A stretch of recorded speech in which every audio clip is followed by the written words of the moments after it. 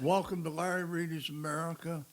This is episode Q8, my book. And let's get started. We just started to talk about flag football. The players in the backfield and eligible receivers for a pass wear two thin strips or flags that the opposing team would stop your forward progress by pulling both flags off the runner, receiver, or quarterback. I played quarterback for 2 years, and we won every game except there was a tie because the game was called because of lightning during a torrential rainstorm. The games were great, but most of the defensive stops were actually made by tackles since the offense would muddy up their flags so they would stick to the player's legs.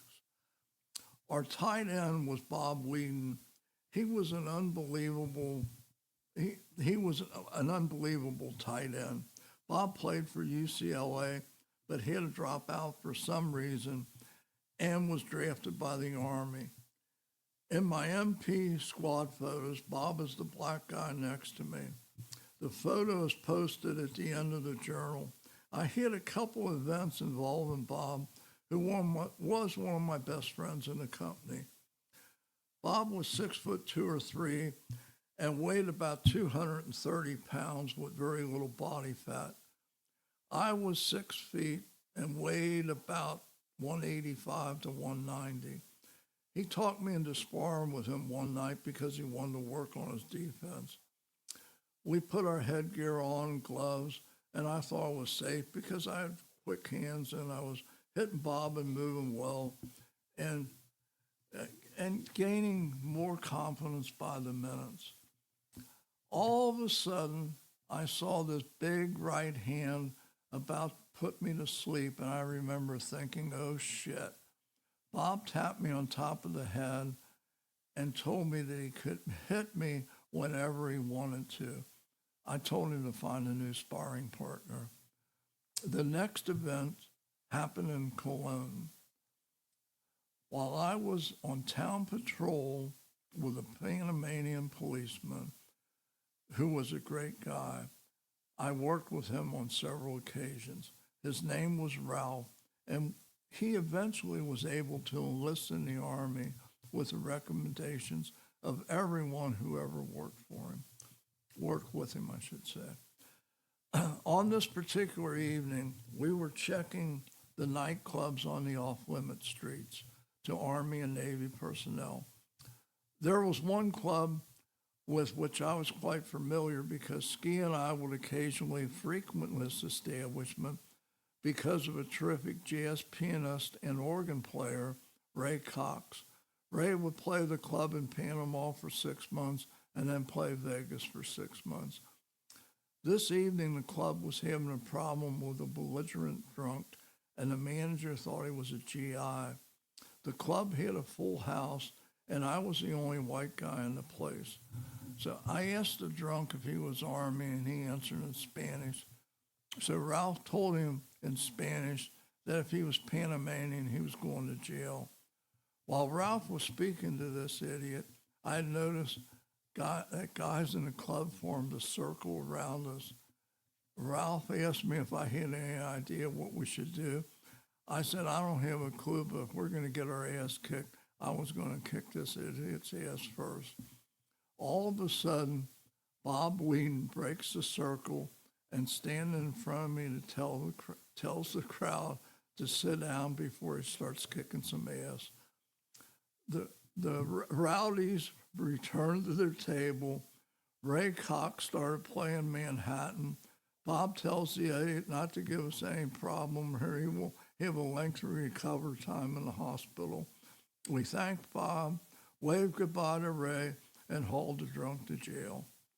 Ralph and I shared quite a few experiences, but one really shook him up during the Cuban Missile Crisis. Some ships were at sea for several months without shore leaves. When the sailors had liberty, we were instructed to be back on their ship by 1 a.m., but if they returned by 2, it was okay. So Ralph and I were on town patrol, and at about 12:45, we stopped at nightclubs and told the sailors last call for drink was at 1 o'clock. We had one big problem with the Copacabana. There were 8 or 10 sailors that were drunk, with one exception. There was an Indian who's bigger than Bob Whedon, and he was really drunk. When I told him that was the last call, the Neanderthal said he wanted to see me make him leave. I told him to relax and enjoy his drink, and we'd be back in about 15 minutes. He told me he would be waiting for me. As we were stopping in the other nightclubs, Ralph became increasingly nervous and said that we should get some reinforcement. I told him, "Don't worry, Ralph, we got this." He asked if I was crazy or I just wanted Tano to kick both of our asses. I already had a plan, but I couldn't resist messing with Ralph, so I started things off by saying, "If things go bad, just shoot him." He told me that I had mental problems, and we both started laughing. We stopped into the Copacabana, and the big guy had this "I'm drunk out of my mind" smiling, waiting to put both of us in the hospital. Most of the sailors were probably 19 to 23, with one exception. He looked to be in his mid-30s, so I walked over to him and said, "Hey, Chief, how long have you been in the Navy?" He told me he was approaching 15 years. I then informed him that if he didn't get the drunk asshole and the rest of his crew in cabs, that Ralph was going to arrest him for inciting a riot and the rest of the drunks for public intoxication. I informed him that they would all spend the rest of the weekend in a Panamanian jail while their ship went out to sea. He didn't reply, but got everyone into the cabs, and they called us every foul name that they could think of as they were hustled to the door. I could go on and on about the 2 years in the Canal Zone, but I have 58 more years to write about, so I have a few more incidents to post, and then back to civilian life.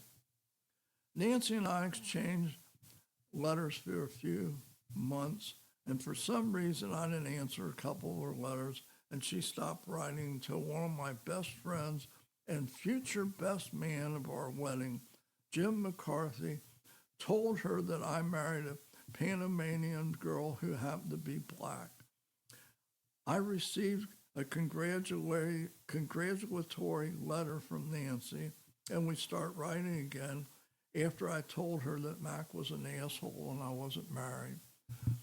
Panama had a big 3-day celebration every year, and I can't remember the month or what it was we were celebrating.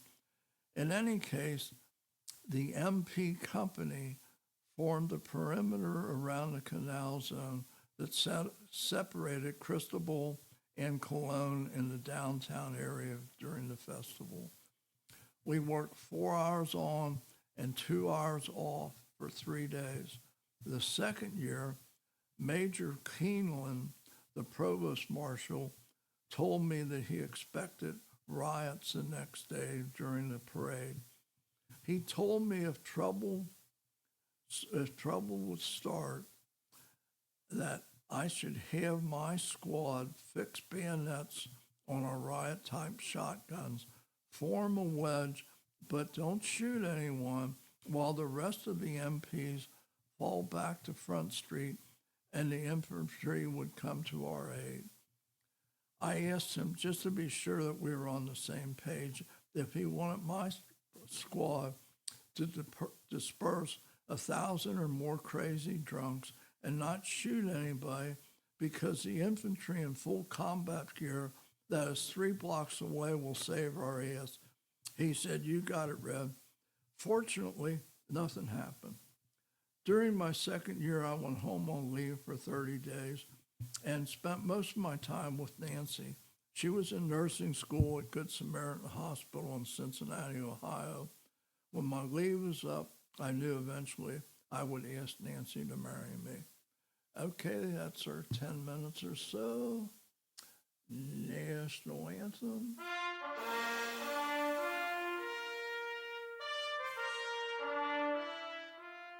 God bless you. God bless the United States of America. And I will talk to you on the next podcast.